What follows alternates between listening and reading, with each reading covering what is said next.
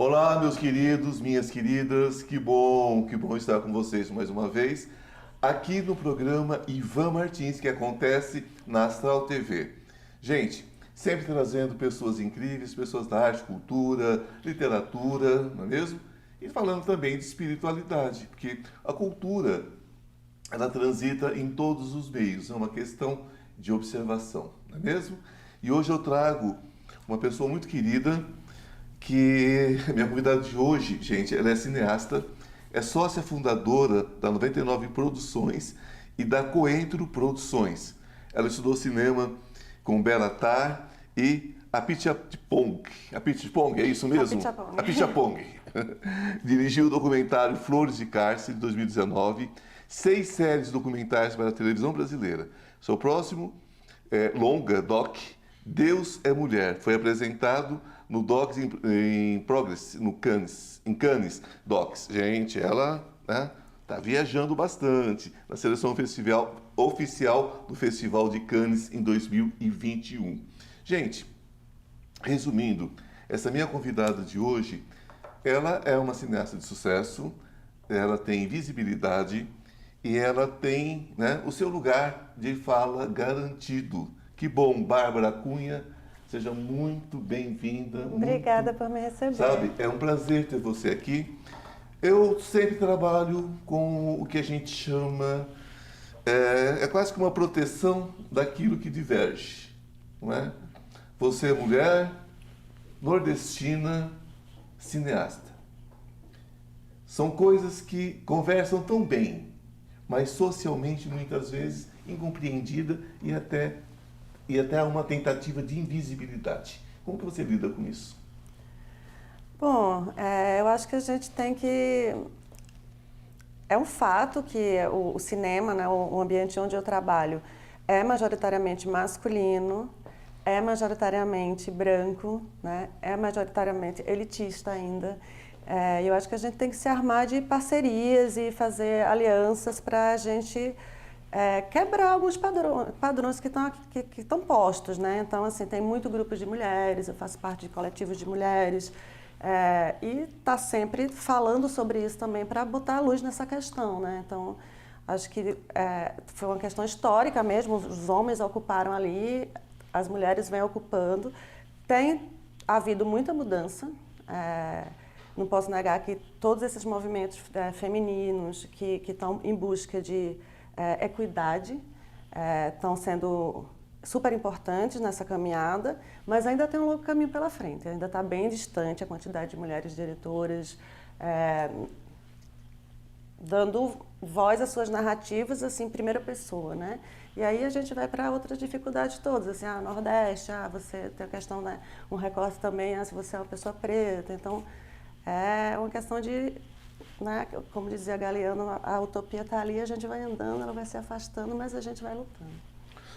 A gente tem que enxergar o mundo de uma forma mais ampla, né? Não de uma forma como Don Quixote também, porque Don Quixote via tudo muito lindo e o mundo não tem essa lindeza toda, né? Verdade. O mundo tem as suas asperezas, não é isso? Sim. E essas camadas, né? Como o ser humano põe camada, né? Então, se você é mulher e é cineasta, você entra no fator de exceção, né? Sim. E não dá mais para trabalhar com essas exceções, né? Tem que ser simplesmente um processo natural, né? Porque existem mulheres em todos os departamentos do audiovisual que ocupam todas as funções que são ocupadas por homens. A gente precisa ganhar os orçamentos, e para ganhar os orçamentos grandes, a gente precisa que tenha também mulheres decidindo nos editais, nos júris dos festivais.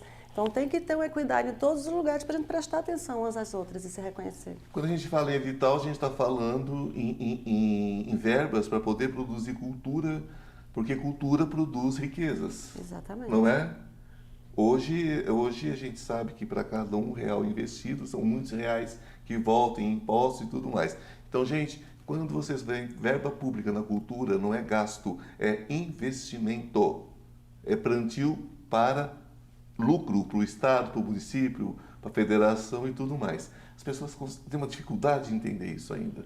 Todo investimento feito em cultura, ele contrata toda uma cadeia, né? Então ele vai virando mais dinheiro. Então, você está ali com uma peça de teatro ou com a produção de um filme, você tem toda aquela produção que está sendo paga com verba pública a inúmeros profissionais de forma direta, mas tem toda a cadeia indireta que está ali ao redor. Toda a cadeia indireta. Tem aquele cara que vai vender a pipoca na frente do cinema. Então, você está investindo, né, em negócios mesmo. Então, tá melhorando a vida das pessoas através da cultura e da arte, né? Então, acho que não tem... E vou dizer mais, assim, eu acho que o audiovisual eu sei com certeza, mas a cultura como um todo é das áreas mais auditadas. Então, assim, não tem R$1 que vai para um lugar diferente do que aquilo que está proposto. Ah, não, no Brasil você pode fazer muitas coisas e não ser preso, mas tenta desviar 1 centavo da cultura. Tenta. Não rola. Não dá. Né? Porque as pessoas também acham que existe a mágica. Você aperta lá o botãozinho do seu controle remoto e aparece tudo pronto. Gente, mas como vai fazer? Não é bem assim. Atrás de um espetáculo que tem um ator no palco ou que tem 10 atores numa tela, existem dezenas e centenas de pessoas, e dependendo da produção, milhares de pessoas, vivendo daquele dinheiro, que são profissionais. Exatamente. Né? São profissionais, são trabalhadores, pais e mães de família, como qualquer outra família. Mas você tem uma presença muito forte. Embora você seja miudinha, você tem uma presença muito forte. Quando começa essa história na tua vida? Qual foi o seu primeiro contato com o cinema? Não só o cinema que você foi com o seu papai, com o seu vovô, não, mas qual foi o seu primeiro contato no set? Tá, minha história com o cinema, ela é bem... Eu fugi do cinema e acabei no cinema. Assim, meu pai é cineasta, meu pai é professor de cinema e ele foi cineasta em Pernambuco, eu sou de Recife, da geração do Super 8, quando se fazia aquele cinema de Super 8. Então ele mudou para a academia, né, continua fazendo cinema de Super 8. E aí na busca ali, adolescência, querendo se encontrar, e aí não queria... repetir os caminhos dos meus pais, eu fui para outra área, fui estudar design na Universidade Federal de Pernambuco e o meu, sei lá, terceiro estágio foi no filme. Então o cinema, eu fugi, o cinema me pegou. Então eu tenho história de ser uma pessoa cinéfila porque meu pai, dentro de casa, consumia muito cinema. Então eu entendo a linguagem cinematográfica como uma coisa, a minha leitura. Então eu tenho acesso à imagem desde muito cedo. E aí, através desse estágio de design, eu me apaixonei de vez para o cinema e migrei para fazer produção, direção, roteiro. Nesse caso, é mais do que simplesmente a tela, né? Você viveu atrás da câmera, né? Você viu tudo, né? Uhum. Você conviveu com atores, você conviveu com produtores, com roteiristas, quer dizer, deve ter sido uma infância muito rica nesse sentido. Para mim foi mais a tela mesmo, porque meu pai, quando eu comecei a entender a linguagem mesmo, né, da minha primeira infância, ele já estava fazendo doutorado na França, então a gente já morava na França, ele não estava mais produzindo, então ele já migrou para a academia, né, nesse momento. Mas o que vinha para mim, eu tenho memórias assim de ver filmes muito emblemáticos, muito nova, de ter acesso a grandes nomes do cinema mundial, muito nova, porque meu pai consumia dentro de casa, na televisão da sala. Olha só. E você viveu na infância de que idade a que idade? Na França? Eu fui para a França, eu acho que eu estava com 5 para 6, e aí eu voltei, eu estava com uns 12 para 13, assim, 12 para 13 anos. E como que você experimentou isso lá? Porque você tem um referencial, por exemplo, de escolas primárias, no caso, né, 13 anos, estaria terminando o que seria o nosso primeiro grau aqui no Brasil. Como é que você vivenciou isso dentro das escolas francesas? Porque o Brasil já teve uma época que se investia em educação, em cultura dentro das escolas. Você tinha aula de educação artística, tinha aula de música, aula de muitas coisas, como eu tive em escola pública. A França mantém esse tipo de formação ainda? Já faz bastante tempo que eu fui criança.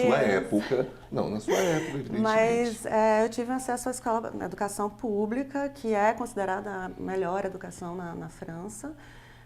E eu tive acesso, a gente ia para a escola que era integral, né? Chegava de manhã e só voltava à tarde. Tinha aula de música, aula de teatro, várias formas de expressões corporal, né? Educação física, mais dança, patins. E o que mais o que eu me lembro mais fortemente na França era o acesso à leitura, né? As bibliotecas públicas, então toda a demanda da escola que tinha por leitura. Então eu tive uma formação dessa primeira infância com muito acesso a muitos livros. A escola encaminha a gente para a biblioteca, a gente retira 2, 3, 4 livros por semana para ler e devolve.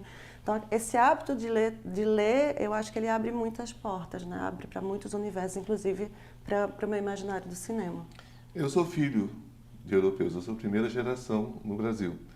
É muito difícil você ver um europeu que não toca um instrumento, que não fale uma segunda, uma terceira língua, pela proximidade, lógico, entre os países, pela convivência, pelo intercâmbio. Mas é muito complicado quando você vê, por exemplo, um país como o Brasil que fez uma inversão disso. Quer dizer, não acrescentaram, retiraram. Qualquer escola americana tem formação em teatro, tem formação em tudo, tem os grupos. No Brasil, só se for escolas particulares, escolas muito caras, e que mais uma vez vai afastando o grande público, né? a grande massa das pessoas dessa formação. Eu estou tocando nesse assunto exatamente porque logo depois do nosso pequeno intervalo, daqui a pouquinho, nós vamos falar sobre essa questão. Você tá com um documentário, um doc sobre infância, né? Sobre crianças, não é isso?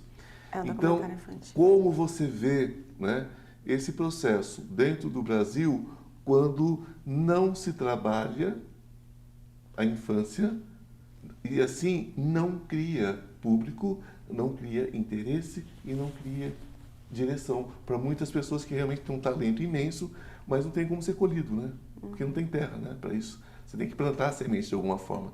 Como que você está vendo isso nessa questão do Brasil hoje? Falta, na sua opinião, né?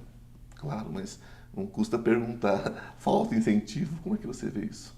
Eu acho que falta, mas eu acredito muito no sistema público, assim, tanto no sistema público de educação como no sistema público de saúde. Assim, eu morava perto da Vila Madalena, tinha uma escola pública lá que é referência, então inclusive foi referência em passar no Enem, enfim, existem escolas públicas que são referência.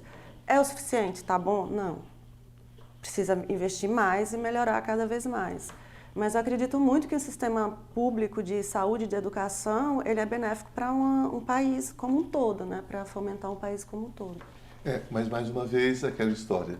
Precisa deixar de ser exceção, precisa deixar de ser só um exemplo e tem que se seguir esse exemplo, tem que se multiplicar isso, né? Se você tem milhares de crianças, milhões de crianças na educação e você tem, de repente, meia dúzia se beneficiando porque uma escola é modelo para isso, a gente só precisa seguir, né? Porque senão a gente vai ter mais a gente vai ter mais como se fosse uma exceção dentro de um processo de exceção, dentro de uma outra exceção, e a gente vai ficando esse país, né? Sempre de terceiro mundo, realmente. Gente, um pequeno intervalo e depois a gente volta, né? Não sai daí. Vamos falar sobre infância, cultura e Cannes. Estou com uma novidade muito legal para vocês. Você sabia que o tarô pode mudar a sua vida? E muda. Nós temos uma lâmina muito especial entre os 22 arcanos maiores que fala sobre essa questão de cair e subir, não é? Que todos nós temos quedas na vida. O importante é saber como subir rapidamente. Então, esse curso dos 22 arcanos maiores que eu estou oferecendo a vocês por um preço muito legal e de fácil acesso, de fácil entendimento, ele traz dicas, ele traz insights de como você se recuperar rapidamente. Não importa em que situação você esteja, não importa se é emocional, se é material, se é espiritual, os 22 arcanos trazem tudo sobre passado, presente e futuro. O que aconteceu, o que está acontecendo, o que você deve fazer para mudar esse futuro. Basta você entrar na minha bio e você terá todas as informações. Olá, estamos de volta. Falando mais um pouquinho aqui com a nossa querida Bárbara Cunha, essa cineasta incrível. Gente, Pequenos Mestres, um documentário, um doc infantil. Fala um pouquinho sobre esse projeto com a gente.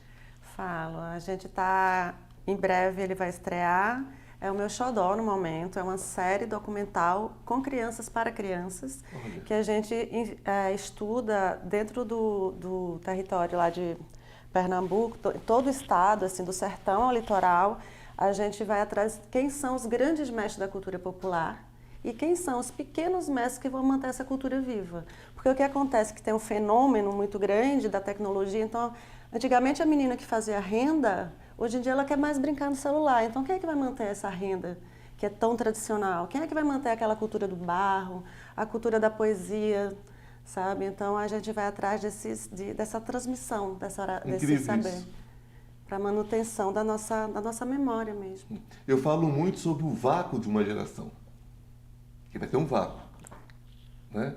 Esse vácuo é exatamente isso, tudo aquilo que nós entendíamos por cultura popular, aquela coisa passada de mãe para filho, né? De pai para filho, enfim, isso a gente sabe que vai ter um vácuo. É muito importante esse seu trabalho, viu? Obrigada. Muito importante. Porque é preciso que fique, pelo menos, gente, documentado. Para que, se realmente houver um vácuo, quem sabe uma geração melhor virá depois. Porque essa que está aí, eu estou meio que preocupado, né? Parece que eles não querem saber de nada mesmo. Incrível. Vamos ter fé que esses pequenos mestres vão levar essa cultura adiante. Que pelo menos tem as exceções, né? Sim, tem. Mas terra fértil não tem semente que não nasça, não é verdade? Pois é, a gente tem uma cultura popular muito forte e a manutenção dela é a manutenção da nossa identidade, né? Exatamente, é preciso realmente, fantástico. Bom, de Recife, Brasil para Cannes. É uma trajetória, não é? Mesmo você tendo uma história de pai cineasta, mesmo você tendo uma história de ter morado em Paris, essa coisa não é tão fácil quanto se pensa ser, não é? Ali é um processo seletivo, um processo de observação muito grande. Como é que aconteceu com você? Eu produzo e dirijo, né? Então, quando eu estava começando a trabalhar com produção audiovisual, eu entendi que tinha mercados internacionais, que eu tinha que romper essas fronteiras, a gente não só usar o nosso projeto, nosso filme, nossa série para falar com nós mesmos, assim, só para os brasileiros consumirem, porque como o Brasil é continental, o brasileiro se consumindo o seu produto já é muita coisa, né? Então já tem um público razoável.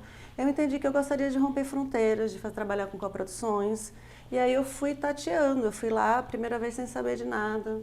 Tirei minha credencial e fui descobrindo. Fui umas 2 vezes para aprender como me movimentar em Cannes.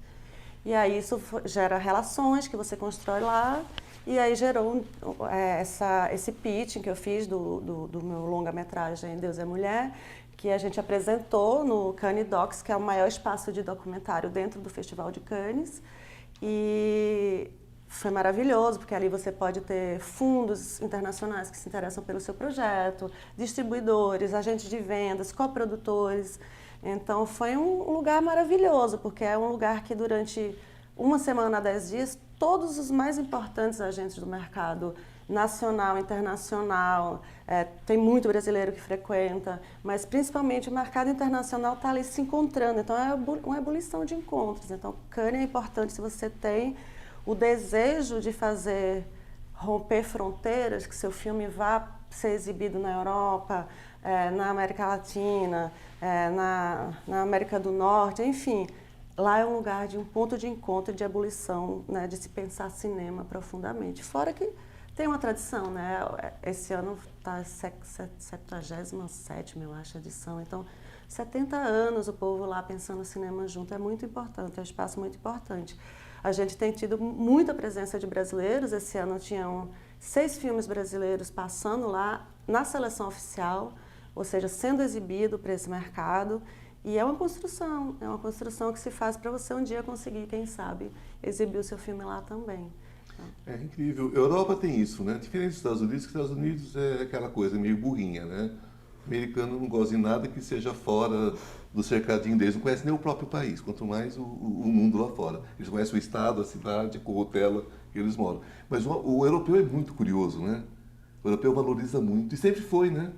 O europeu levava índios do Brasil para se apresentar na Europa, para a corte, porque achava bonito o diferente, achava interessante aquilo. Levavam da forma errada, evidentemente, mas dentro do seu tempo e espaço estavam certos. Então a Europa valoriza muito isso, né? A Europa toda valoriza essa questão cultural, né? Eu acho que tem também uma tradição muito grande de cinema, principalmente na França, né? Em outros lugares da Europa também, mas principalmente na França tem uma tradição, né? Tem o cinema francês, é uma referência mesmo.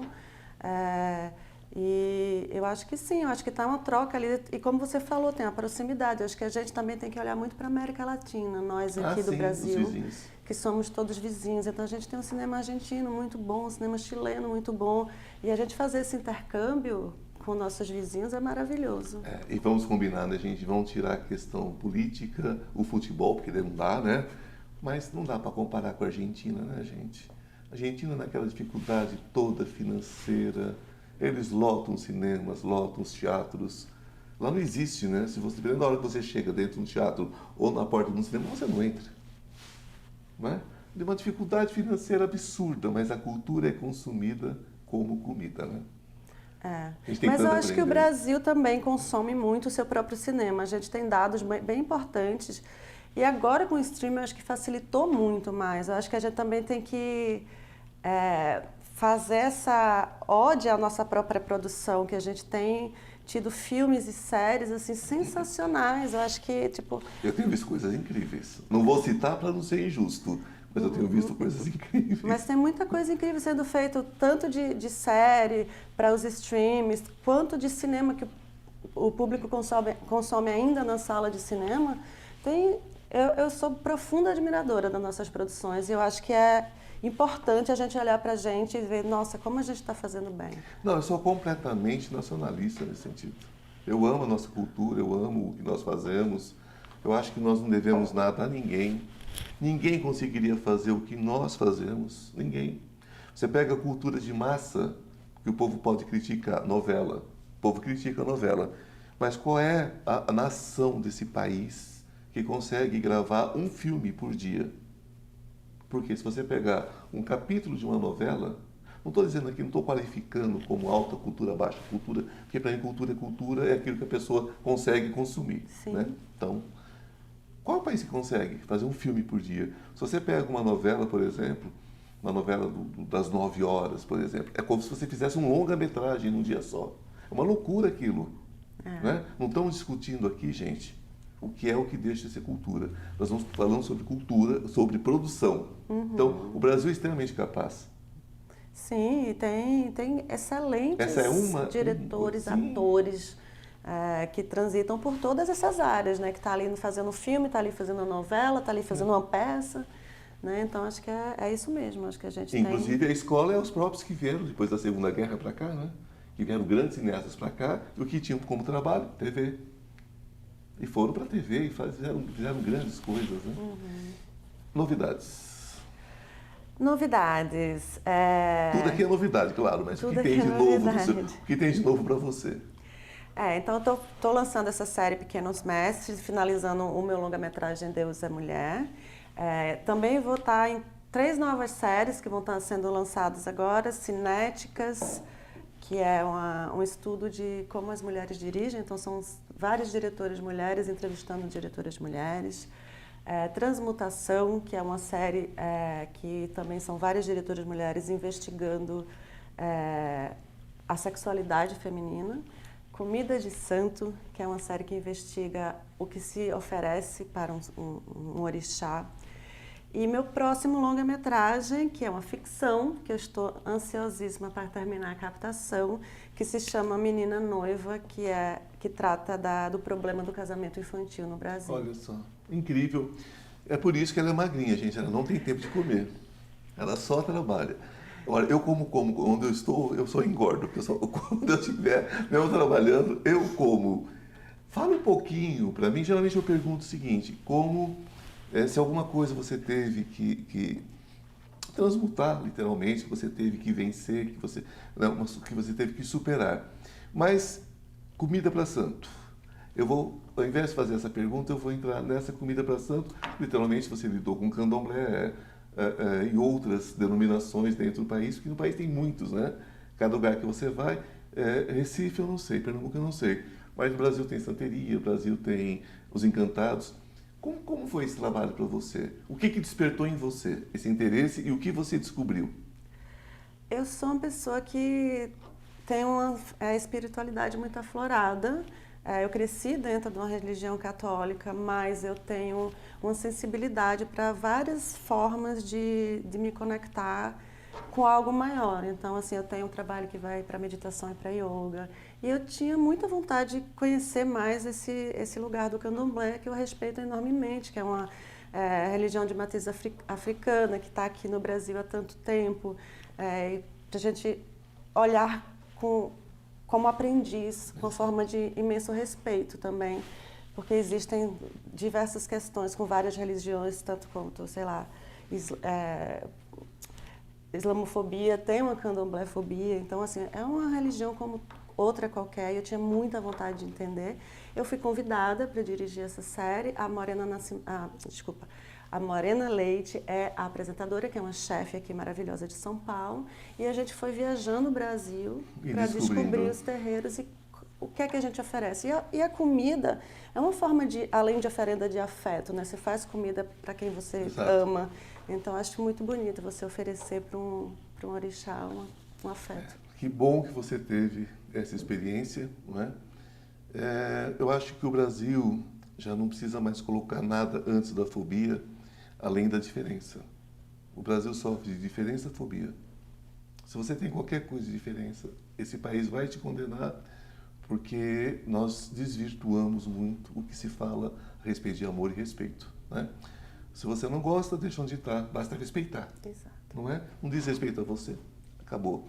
Querida, eu quero agradecer muito a sua presença. Deixe uma rede social, algum contato com você. Qual seria esse contato? Qual seria essa rede social? Eu sou mais ativa no Instagram, @Bárbara Cunha, meu nome. E a da minha produtora é @99produções, que tem as novidades do meu trabalho. Sigam, comentem, deixem lá o seu like de amor. Que a luz esteja com cada um de vocês, de forma especial hoje e sempre. Namastê, o Deus que habita em mim, saúda o Deus que habita em você. Beijo no coração, até semana que vem. Obrigado, querido.